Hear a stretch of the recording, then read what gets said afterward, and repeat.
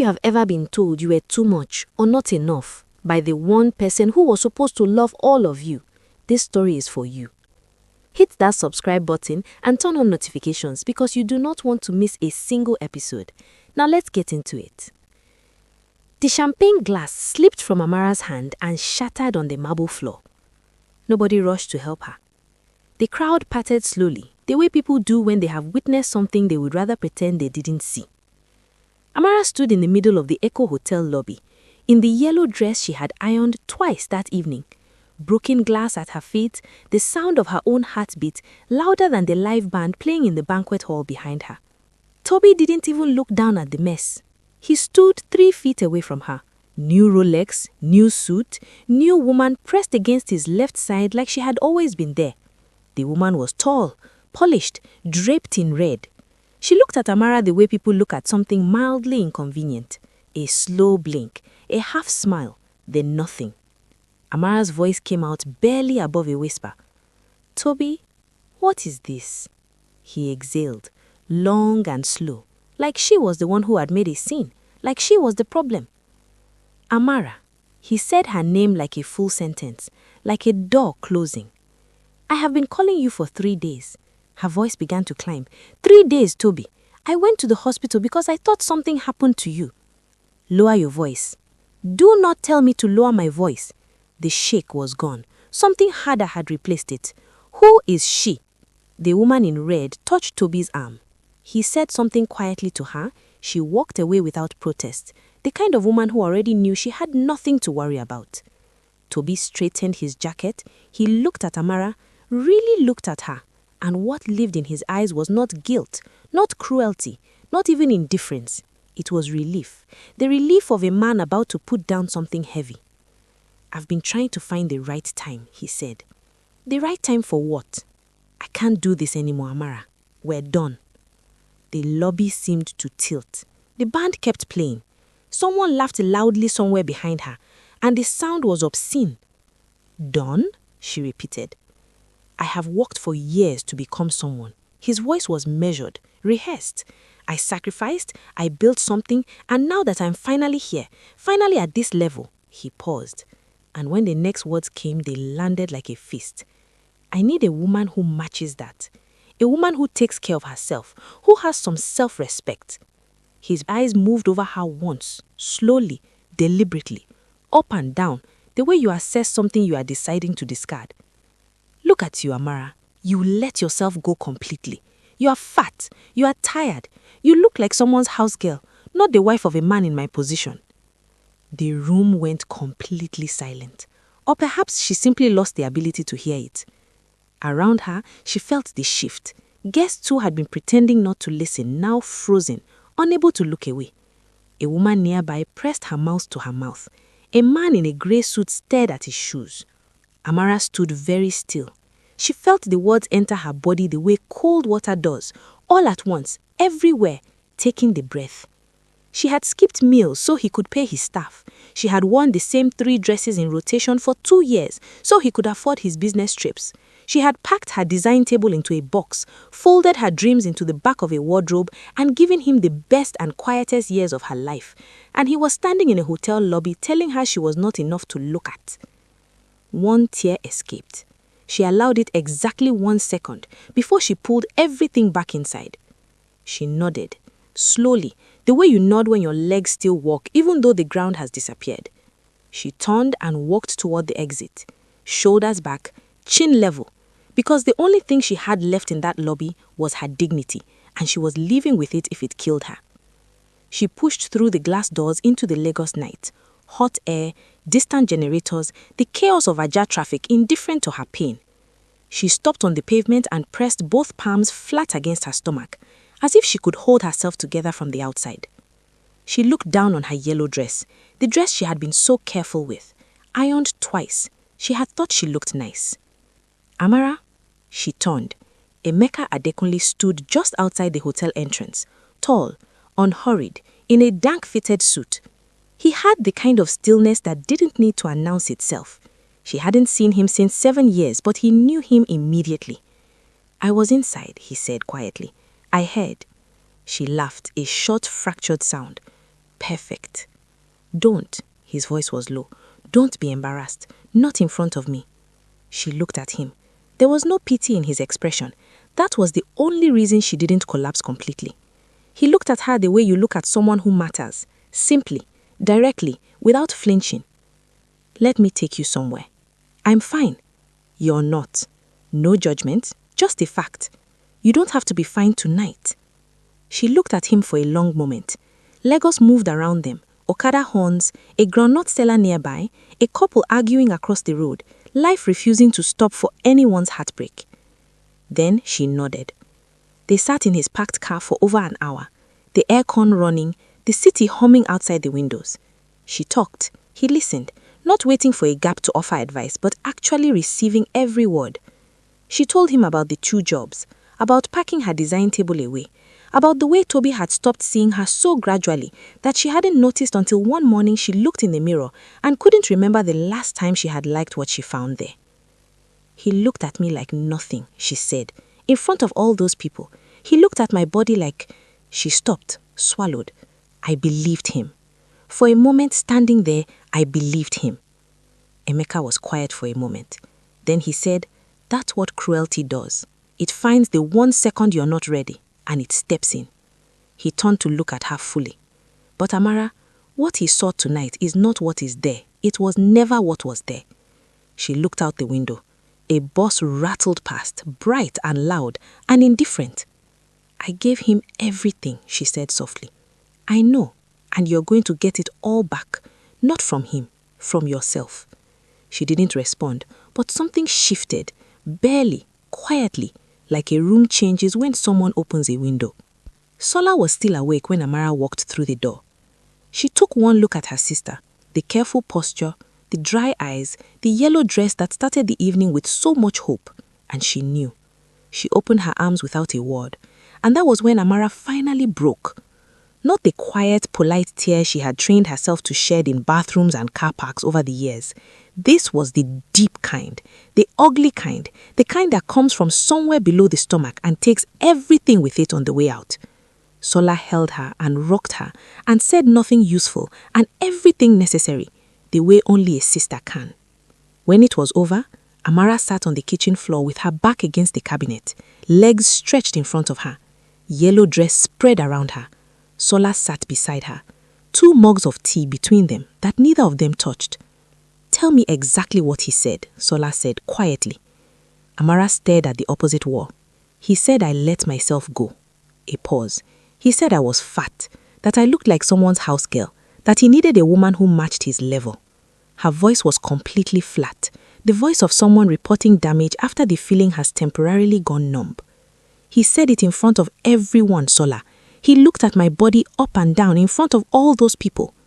That demon, Sola's voice was barely controlled. That small, ungrateful, wretched... Don't, Amara shook her head. I can't hear anger right now. I just need to sit here. Sola pressed her lips together and breathed. Then she reached over and took Amara's hand. They sat in silence for a while. The refrigerator hummed. Outside, a neighbor's generator coughed and steadied.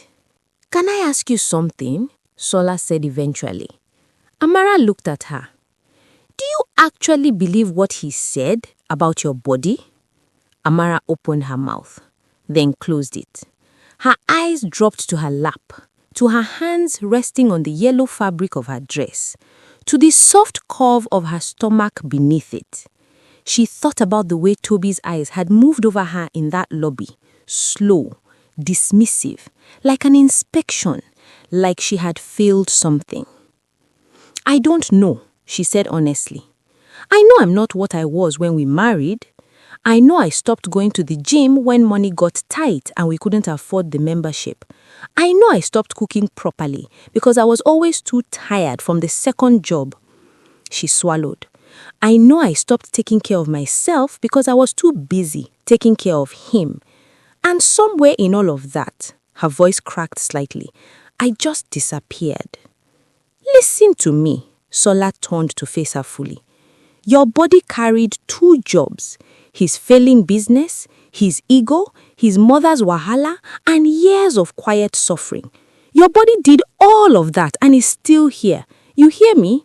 You are not fat. You are tired. And there is a difference, a big difference. Amara leaned her head back against the cabinet. But I saw myself through his eyes tonight, she whispered. Just for a moment.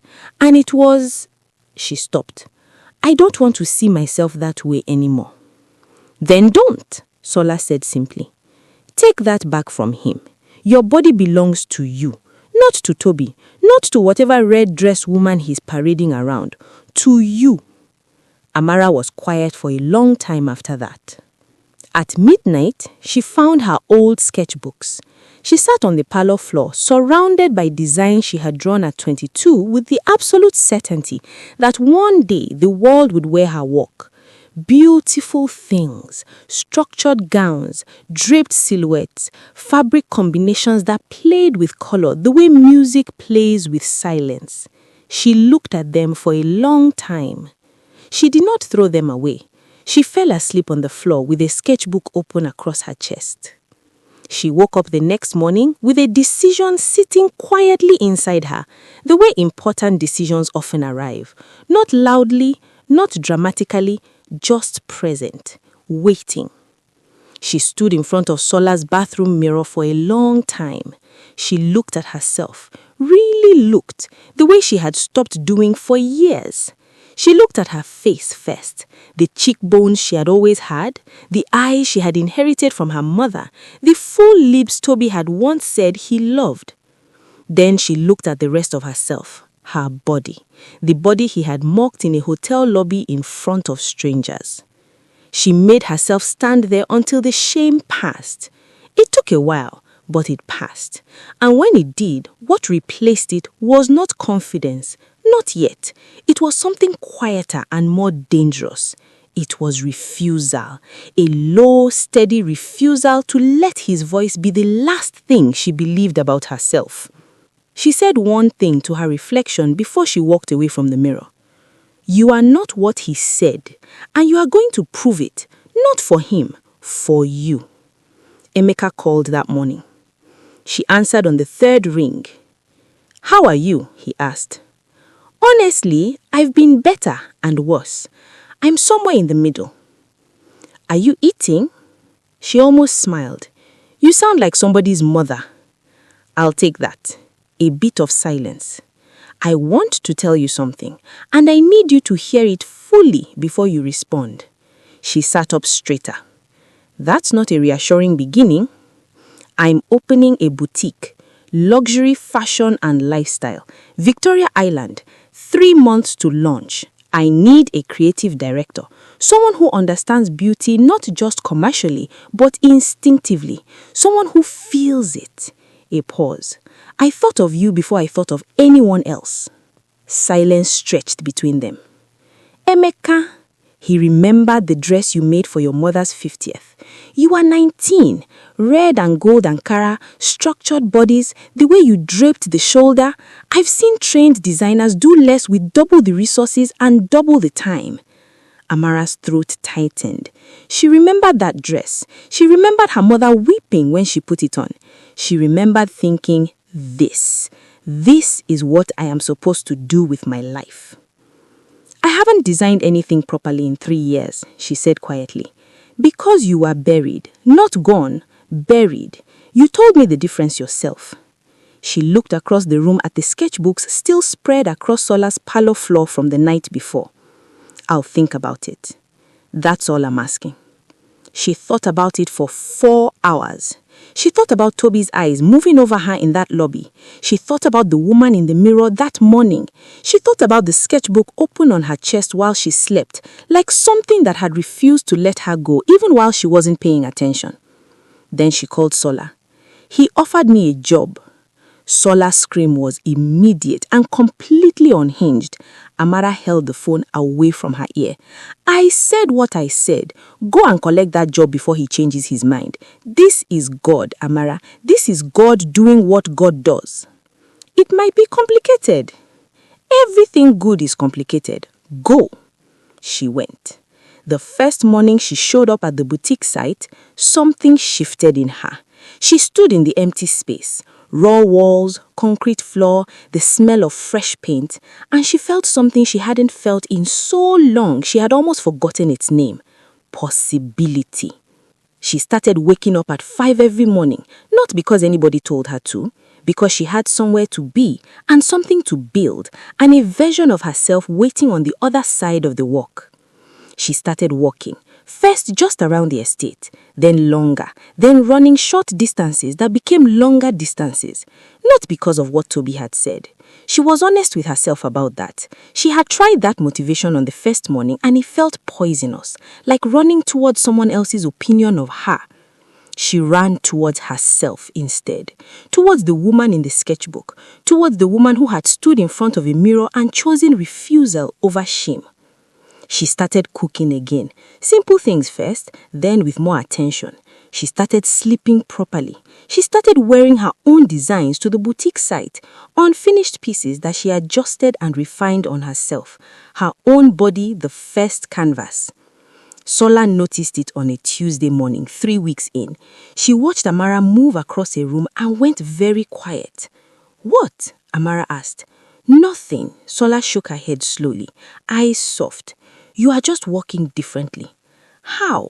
Sola looked at her for a moment. "Like you belong to yourself again." Meanwhile, in a glass office on the other side of Lagos, Toby stared at a spreadsheet that refused to cooperate.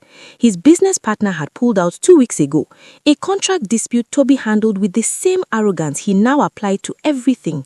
2 clients had followed. Chisom, who had glittered so deliberately in the Echo Hotel lobby, had grown tired of a man whose success was beginning to unravel at the edges. She left without drama, which somehow made it worse. Toby called Amara from an unknown number one evening. She knew it was him after 2 seconds, as she would know the pause before he spoke anywhere. She looked at the screen. She put it down face. She went back to her sketches. If you are still watching, drop a comment right now and tell me, have you ever let someone's words make you doubt your own body? Because what happens next is everything. Let's finish Amara's story. The night of the boutique launch arrived, dressed in everything she had worked for. She stood in the dressing room at the back of the boutique and looked at herself in the full-length mirror. Really looked.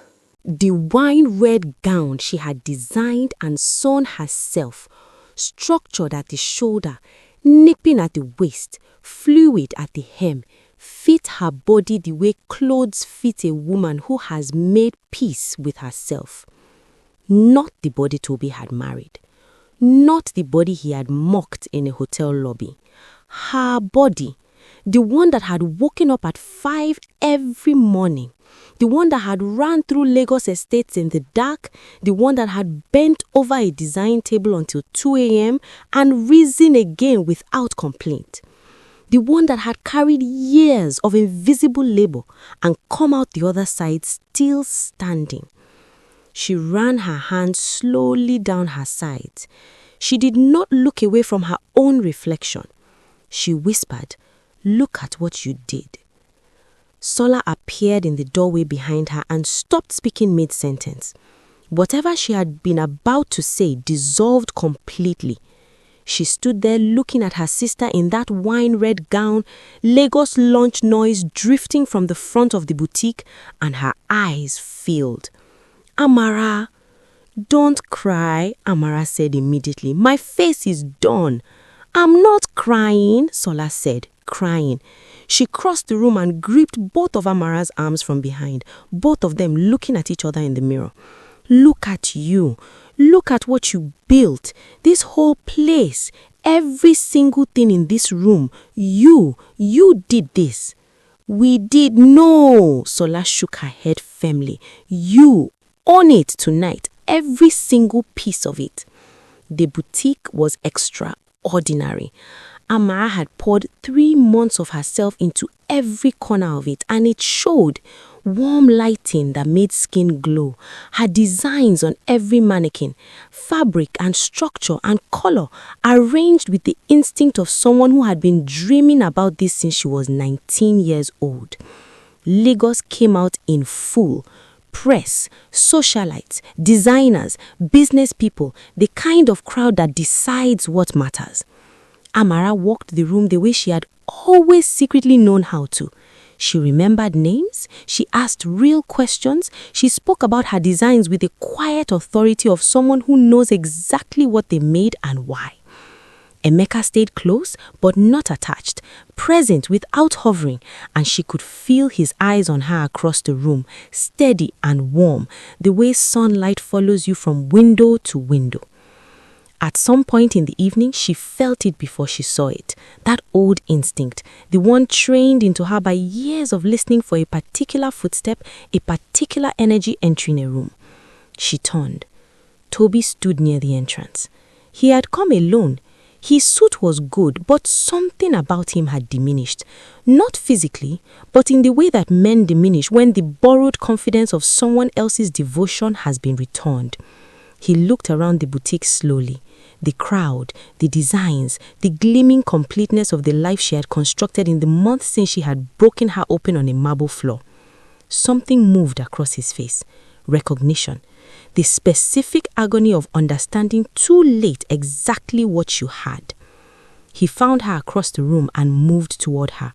She waited. Still, unhurried, a woman with nothing to fear. His eyes moved over her as he approached, and she watched him see it.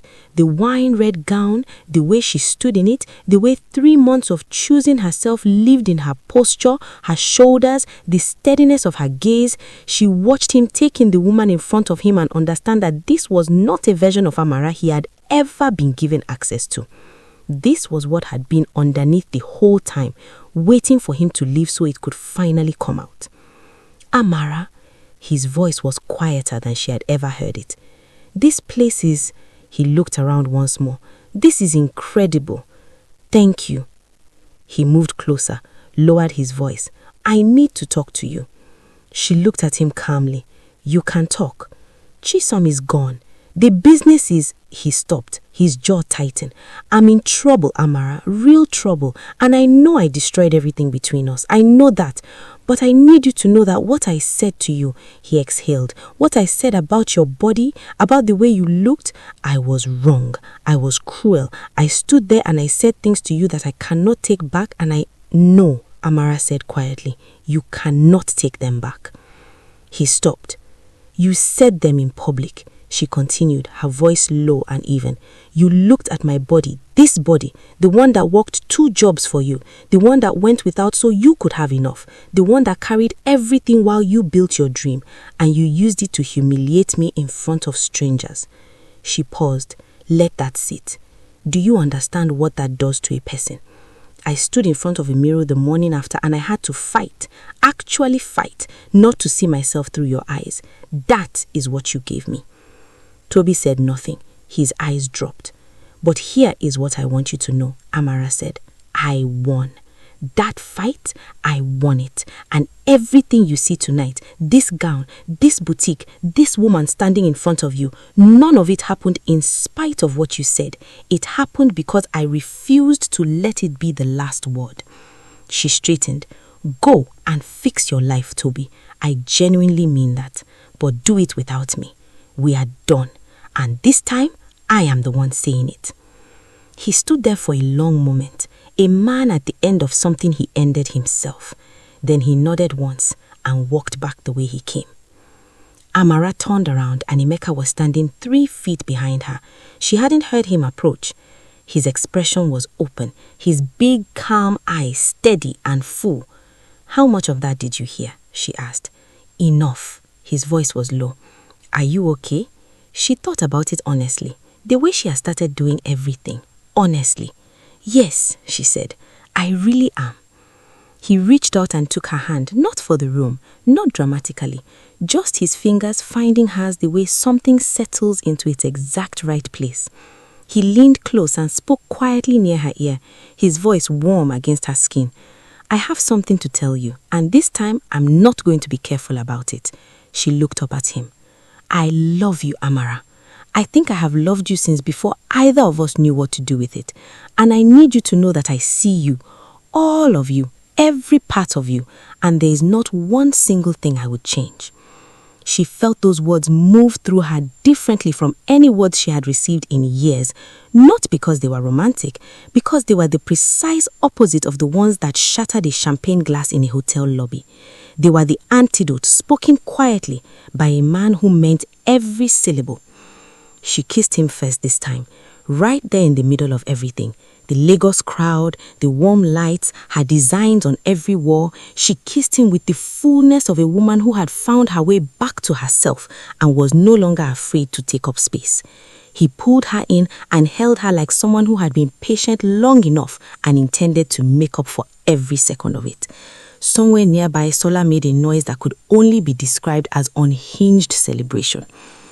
Later, after the guests had gone and the boutique was quiet, Amara sat alone at her design table. The Lagos skyline glittered through the window. Morning was hours away, but she wasn't tired. She opened her sketchbook to a clean page and sat for a moment, pencil in hand, the whole city spread out before her like a promise. She thought about the woman who had stood on a pavement in a yellow dress holding herself together with both hands. She thought about a mirror and a decision and 5 o'clock mornings and a body that had never once let her down even when she had forgotten to honor it. She pressed the pencil to the page and began to draw. Not for Toby, not for anyone watching, for herself, just for herself. And that, finally, completely at last, was enough. And that is the full story of Amara Okonkwo, a woman who was told she was too much and not enough in the same breath, and who chose to become everything anyway. If this story moved something in you, please like this video and share it with a woman who needs to hear it today. And before you go, drop a comment and let us know where in the world are you watching from. We have viewers from Lagos to London, Abuja to Atlanta, Port Harcourt to Paris. Tell us where you are joining us from. We will see you in the next story.